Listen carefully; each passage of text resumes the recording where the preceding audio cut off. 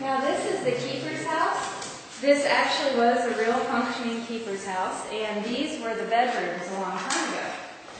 When it was in use, it was split right down the middle, and the head keeper and his family lived on the north side. The assistant keeper and his family lived over here on the south side. There's a lot of activity in this room, so you're welcome to come up here tonight. Usually what we have, people will say they hear the sound of marbles hitting the floor over in this corner. We don't really know what could be causing that. They've done all kinds of things to try and debunk it, to see if there's something in the air conditioning, something in the flooring. They can never figure it out, and they've even brought marbles up here to actually try it out to see if it's the same noise. It always is, and when they did research on that, they found out that the superintendent that built this place had 2 daughters that used to like to play marbles on rainy days. So they would sit by the beds and actually do that because they couldn't go outside. So we think maybe that's where it's coming from. Sometimes it'll last a couple hours, other times it actually lasts only a couple minutes. But we do have almost every night that people experience that right over there by the fireplace. Now when this was built, this house and the tower itself were the first brick properties in St. Augustine. So this is the oldest brick house in the city. It was built, well, they started building it around like 1873. They actually finished both properties in 1876. The superintendent that actually built them had a large family that lived here on the property with him. He had 5 children. He had himself and his wife. 2 of those kids were the girls. There was Addie, who was 15, and Eliza, who was 12. And what they used to do for fun was their dad had a rail car that was right out front here. That rail car would run down to the ocean to the supply ships, and then the workers would send it back full of the supplies. Well, when they were done with it for the day, they let the kids actually use that as their Disney ride. And that was a pretty big deal for them back then. It was something that went really fast. Other kids didn't have anything like that, so it was a lot of fun. And they actually had another little girl who used to come here every day with her father. She was a construction worker's daughter, and she would play with them each day. We don't know her name, but we do have in the old record books that she was about probably 5, 6 years old, that her dad did work here for that superintendent. She also had 2 boys that used to come out here as well, and they lived in the surrounding neighborhoods. So those 5 children would play together almost every afternoon. On July 10th of 1873, all 5 of them hopped into the rail car. They got speeding down to the ocean. When they actually reached the water, something happened with the brakes and they failed. The whole car just went right off the track into the ocean. It ended up landing on top of the 3 little girls, so it had them pinned under the water. And the workers who were still down on the docks that day were able to save the 2 little boys. Unfortunately, they weren't able to save the girls because the car was just too heavy. They couldn't lift it in time. All 3 of them did drown. Ever since then, they have actually had sightings documented in the keeper's logs from all the keepers that had done services here. They would say things like a little girl would appear by their bed watching them as they tried to sleep. We had several keepers that actually did not like staying in this house. And we've even had one that moved over to the Coast Guard barracks because he was so scared. And he was actually the last keeper to do a service here. Now what people usually have happen with the girls, we've had a lot of people on this tour that have actually heard laughing, giggling. We've had singing in the tower that sounds like some sort of lullaby. We know that they usually respond if one of the women on the tour goes in and kind of hums or sings something. A lot of times something will actually sing back. And with the tower itself, when you're in there tonight, definitely listen out for that. They're also very playful. We've had a lot of people that have been patted on the back. We've had people that have had their hair pulled and their shirts tugged on. We've even had keys come right out of pockets and thrown across the floor. What we've had with employees is every day when we actually close that tower from the daytime tours, we always have someone working at the top.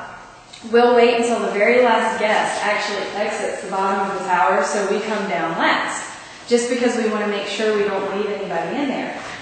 Well, we'll get to the bottom. We know there's no one still in the tower, and sometimes what happens, we always call back up just in case, saying, you know, we're locking up, turning on the alarms. Usually you don't hear anything back. On occasion, you'll actually hear giggling of a child and then the footsteps running back upstairs. When that happens, we physically have to go all the way back up after the person to bring them back down.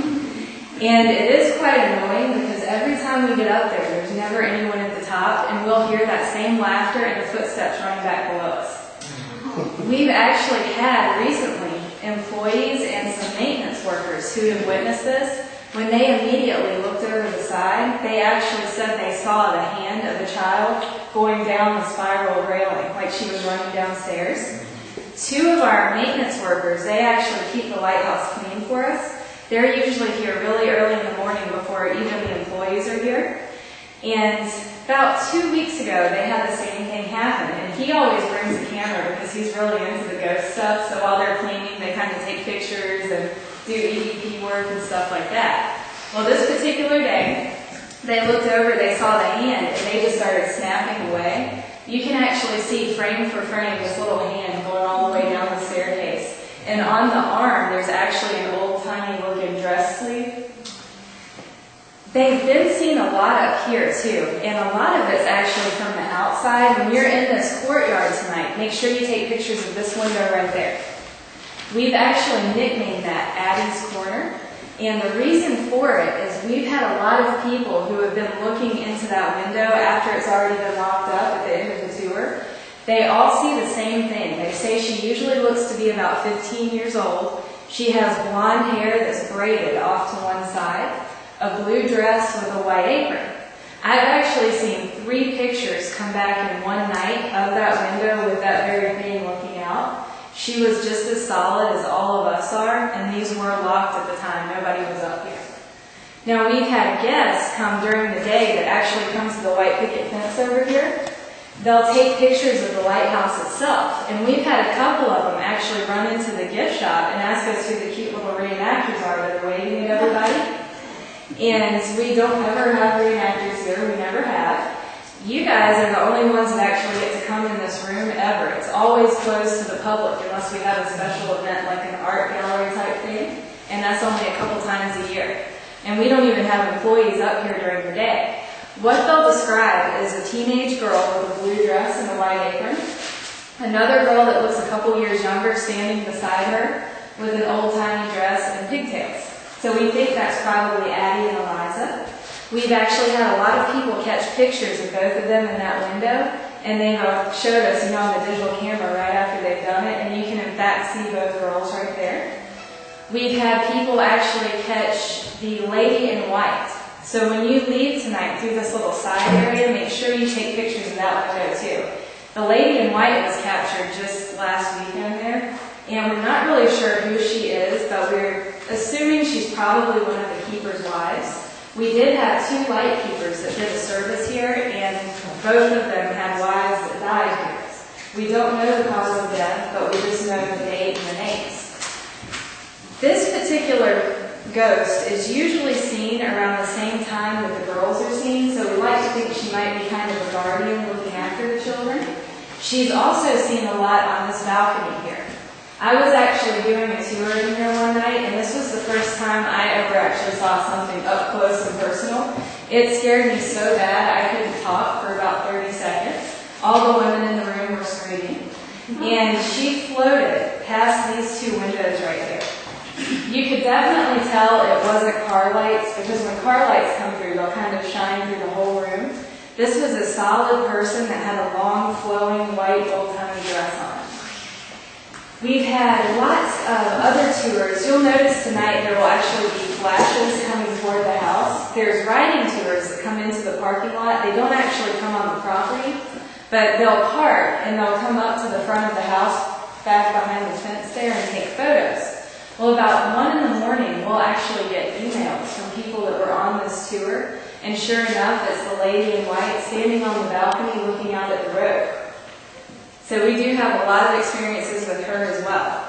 And you don't have to be afraid at any point on this tour. We don't have anything evil. Nobody's ever gotten hurt. That's why we always tell people not to provoke, because we want to keep But they are very, very playful, and we've had a lot of people say they've had more mischievous things happen to them. We did have one of our historians actually helping us out one night.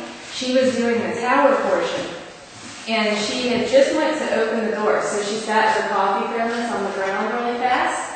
She opened the door, went back to pick it up, and it was gone. So she looked at every single person on the tour that came through the lighthouse to make sure that nobody took it. Nobody had it. I actually came up here later that night to lock this room up. Her coffee thermos was sitting in that fireplace. She wasn't too happy, and that's the last time she ever helped us. So. But definitely, when we get down into the house, if you hear anything at all, just let me know and I'll stop talking. We have so many experiences happen here that I'm used to it, so please don't feel bad for interrupting at all, because I want you guys to experience something tonight. We're going to head on down. Just be careful coming down these steps.